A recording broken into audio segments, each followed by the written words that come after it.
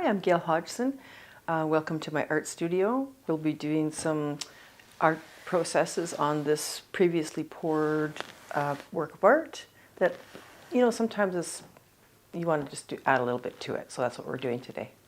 I did this a while back and I kind of liked it, but it's one of those ones where, after it dries, it sort of, does its own thing.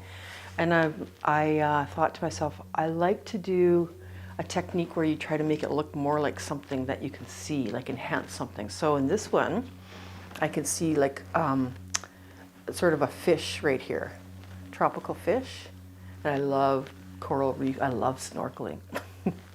And so anyway, I think I'm gonna go with that theme to make this sort of like, a coral reef pillar type of thing. And then there's some fish that I'm gonna, bring them out like what I see. I'm going to do some details and some blending and some scumbling and all that kind of stuff.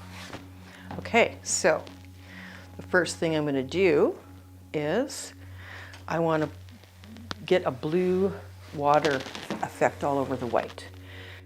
So I'm going to put some color washes on, and we'll do that first with some nice bluey color.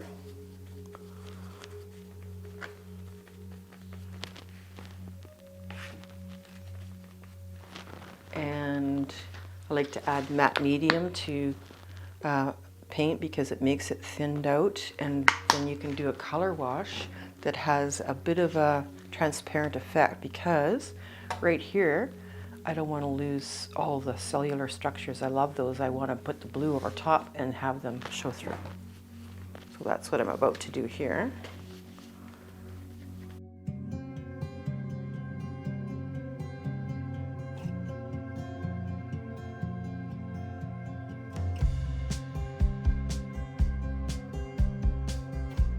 I'm just going to go up to the edges of what I think looks like the tail of this fish. And these fish are not going to be realistic looking. It's going to be semi-abstract or abstract realism. That's what's sort of this look. And I'm going to use the sponge to move the paint around even thinner. See how it goes over top of these cell structures without covering it too much. And then I'll get darker as I go out towards the edge. And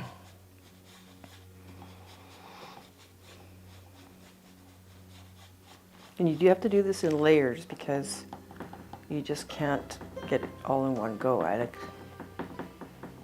doesn't work like that. Kind of like life is layers.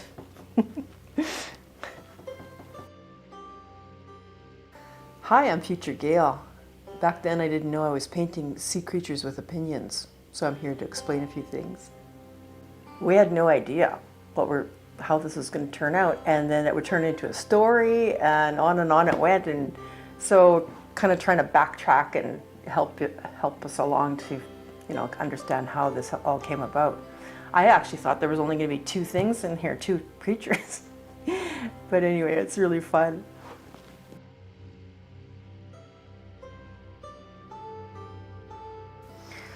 So in this part, I'm, starting to bring out that star, large fish, and starting with his tail. And at the top there, you can see me forming the blue around the edges and that, and it's really cool. I start to see him form.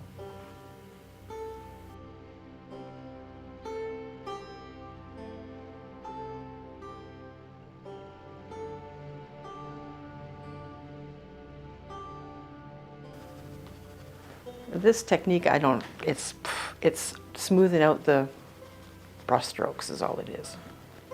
And as you can see, they're still there, but when I do the next layer, it starts to sort of all mesh to make a smoother look. But I'm liking how this is appearing like maybe even the shallows.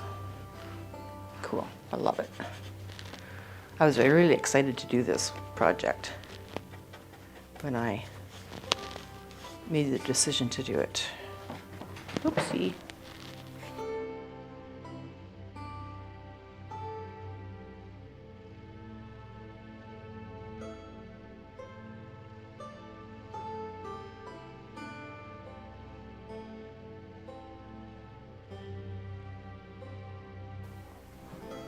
That's funny because I did not see that flatfish at the bottom there. I was painting the blue right over it.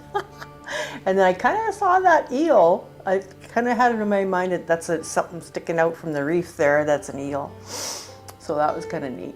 And then it looks like I think I started to see, I didn't really want to get rid of that form that sort of looks ghosty on the bottom left edge there. There was something there, but I didn't know quite what.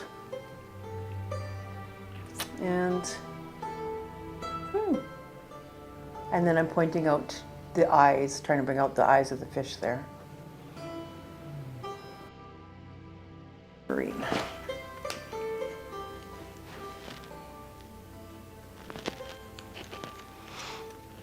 All right, let's just do some small brush work.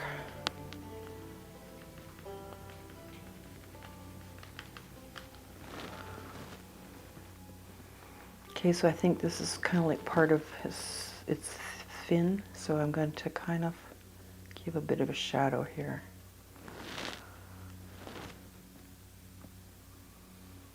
And maybe I'll end it here.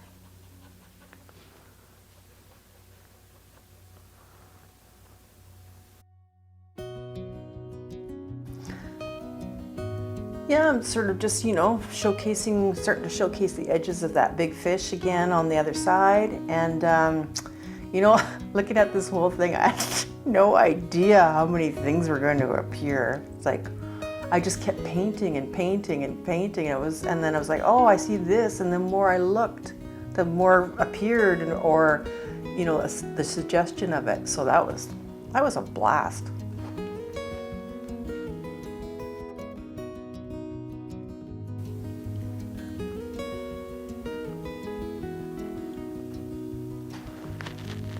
I think this brush movement that I'm doing right now is called scumbling.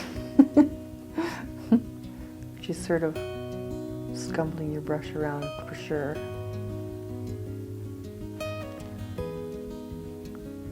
And I don't want too harsh of a line because it is all fluid. So I do want to use a little bit of my sponge just to soften that out. You can scumble blend it out too, which takes away that outside edge is what you want going. But you want to give a shadow in there.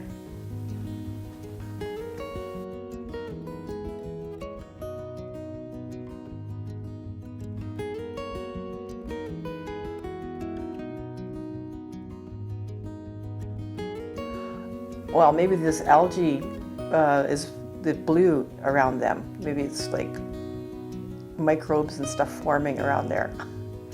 And then, at some point, I don't know if maybe a story was forming, but it sure wanted to be told later.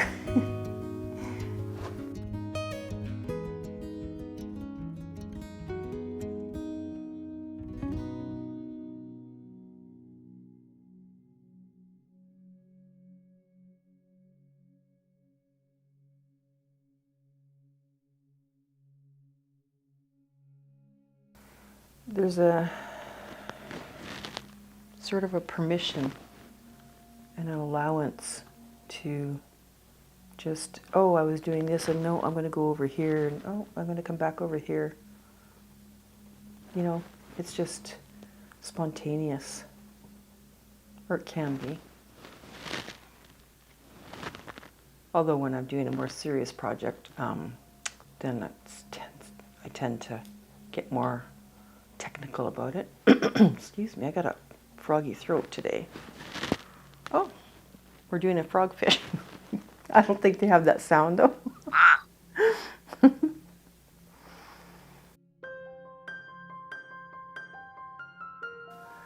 Yes, and I had my eye over there on that frogfish, and I remember thinking, I'm kind of excited now. I can't wait to add the eyes in there, bring that out.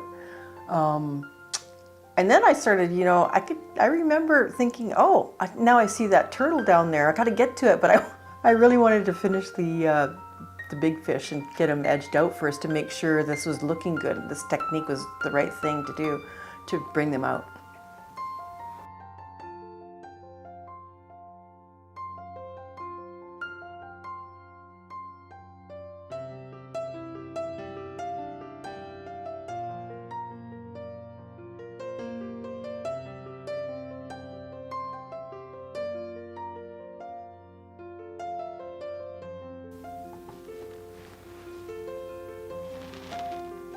And you know, I don't know, like that's kind of like, you know, a top fin looking. Some tropical fish have that really flowy sort of fabric looking fin. And I'm just gonna leave it be its own thing here that showed up, which is cool.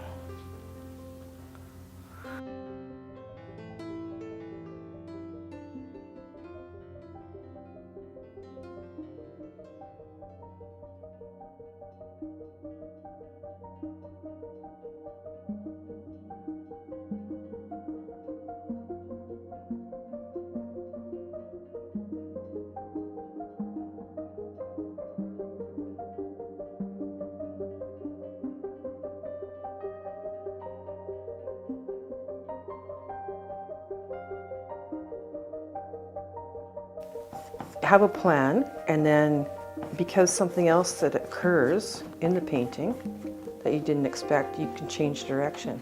And that's the freedom of being an artist, which is really cool.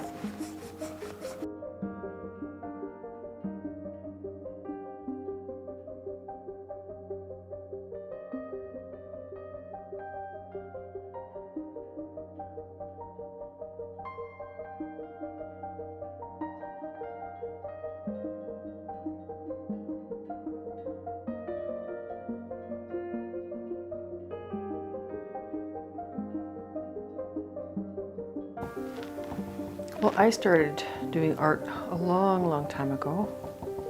Even when I was a kid, of course. I mean, lots of kids do art. And but right out of high school, I went into graphic design and working for newspapers and stuff like that back when we did cut and paste. But so I kind of knew, you know, I wanted to continue on a sort of similar road to that, you know, as much as I could make a living and stuff like that. And but friends and people that I know now today say, well, how do you start? And really on it, when I've said that about just either take a class with somebody, or if you want to even do it simpler, just hop onto YouTube and just something that just follow your intuition, just what I'm interested in, or I saw something in a shop and I love that little collage art, or I love that little watercolor or whatever, and then just start looking at stuff like that. That's a good start. And then just try it. Work small. Don't get a great big giant canvas and be, you know, deer in headlights with it, because then you'll shut down. That's what I've done before. Even with, you know, starting out with larger canvases, I was kind of intimidated. Whereas if you work small and then go from there, that's a lot better.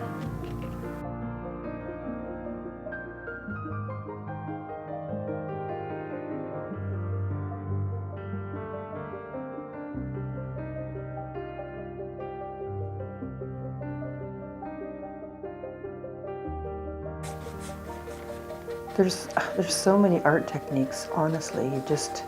If you ever feel inspired to just want to do something but you don't know where to start, just start checking out YouTube videos, really, and see what you like, and then pick the beginner version of it, and maybe, you know, don't go all crazy buying hundreds of dollars worth of equipment and supplies. Just start small.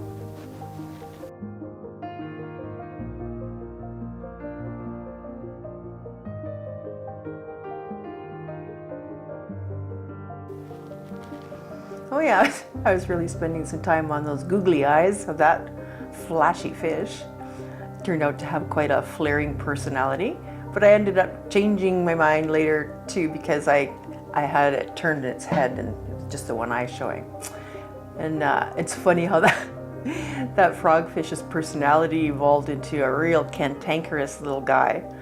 That was really fun to work with, that personality. And then I'm also, got my hands around the turtle and I could see the form coming there. So now I'm excited.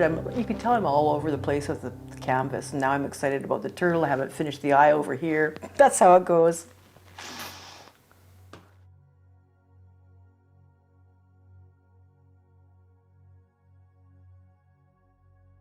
Now, I'm going to let that dry because if I try to go too fast, I end up mucking it up and then just repainting.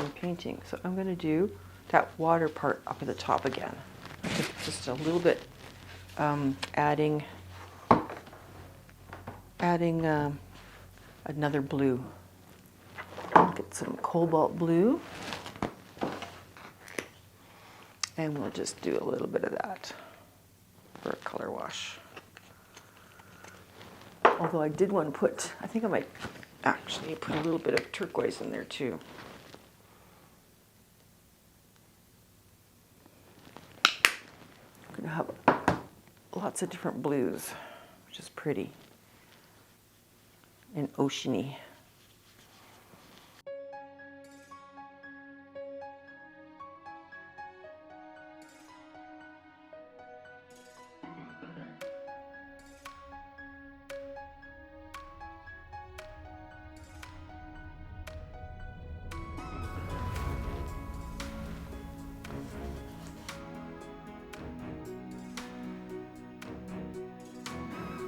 So I'm making the ocean of Amaralia a little more rich. And I just want to say, like, what an absolute delight how this turned out. It's kind of amazing to me. You know, it was a real cool collab of a project. And as I'm just painting the ocean water and my favorite things, it's lovely to be surprised by your own art. Love that.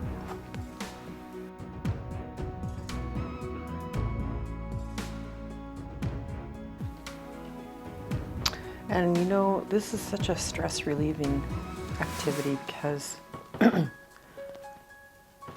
like the only thoughts really going through my mind are, oh, I like that blue. Oh, I didn't like that mark. Oh, whatever. But it's not like, oh, I gotta go get groceries and oh my God, this is due and I gotta pay the bills. None of that's here right now. So that's nice. Give me a rest.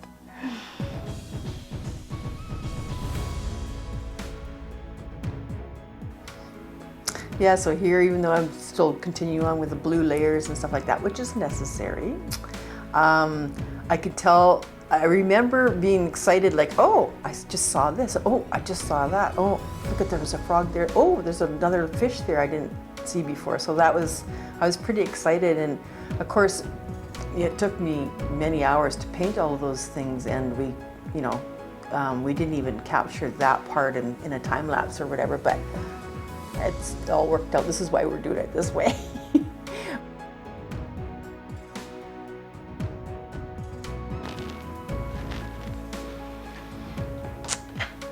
Okay, we'll just paint a little bit more here.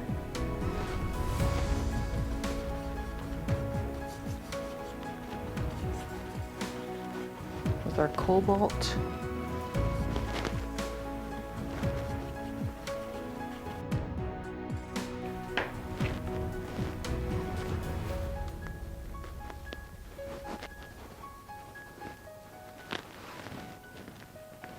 So every artist wonders and also gets asked, how do you know when a painting is done? Wow, that's a good one because you know, this one I'm definitely going to keep working on. There's no real formula for it, for knowing when it's done. Okay, so I am going to keep working on this on my own time, and we will definitely show you the final, which will be really exciting to see.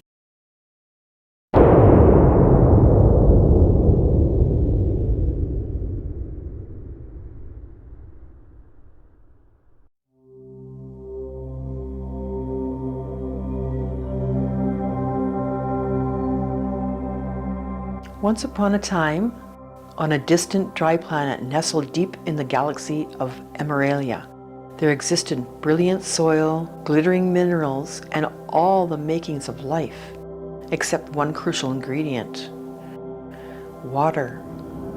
The surface shimmered with tropical hues like a home goods clearance section, but the land was silent, colorful but lifeless, pretty but no personality. Then came Gaila, the benevolent goddess of flow, celestial, luminous, and slightly behind schedule. She arrived riding the stars with a brush in hand and a mission in her heart. With one sweeping gesture, she summoned the ancient element of water. Serenity poured from her brush, pooling into empty spaces, transforming chalk-white land into luminous aquamarine seas. And so the stage was set. With water came possibility. With possibility came surprise. And with surprise came issues. Then things got weird. As Gaila's water kissed the land, something astonishing happened. Shapes began to twitch. First, a wide-eyed tropical fish blinked to life, disoriented but fabulous. Across from it, a frogfish emerged, scowling like someone who just found out the senior's discount doesn't apply to sushi. The two locked eyes. Who gave you all the colors? Said Frogfish. I was here first, Argued Fish. Clearly, diplomacy was not a thing yet. Soon, more life forms materialized. One tortoise paddled into view like it was late for brunch. An eel entered stage left, doing an interpretive dance that no one requested. And what appeared to be a second tortoise head peeked out like it might have opinions but wasn't ready to share. You're judging me, and I haven't even had my kelp yet. As Gaila painted in the finer details, personalities began to assert themselves. The frogfish wanted order and laminated schedules. I need order. The fish wanted music and a spotlight. The eel just wanted snacks and possibly a podcast. The tortoise remained unbothered, likely due to ambient wisdom or hearing loss. Arguments bubbled up like a bad batch of kombucha. We need boundaries. we need glitter. We need carbs. Even Gaila paused mid-brushstroke and muttered, Okay, maybe I overpoured. until something beautiful happened. Just when the ocean threatened to become a full-blown underwater soap opera, complete with passive-aggressive algae, dramatic exits, and at least one accidental tail slap, the creatures had a realization. They had all emerged from the same pore. The swirls that gave the frogfish its moody pout had once danced beside the eel's dramatic stripe. The tropical fish's eye ring had mingled with the tortoise's shell long before they had names, let alone grudges. Even the shy flatfish, who spent the whole time trying to pretend it was a rock, finally whispered, Wait, I'll know it, buns come. No, sweetie, you're abstract expressionism. their DNA acrylic, their bond accidental magic, their origin story a divine happy accident involving gravity and a solo cup. There was a long silence, the kind that makes you reconsider your haircut or your entire life's choices. Then, Okay, I might have over-sashayed a little bit. I might have overjudged. I might have overshared, but you still love me. the tortoise blinked. You're talking now? I was still on chapter 1.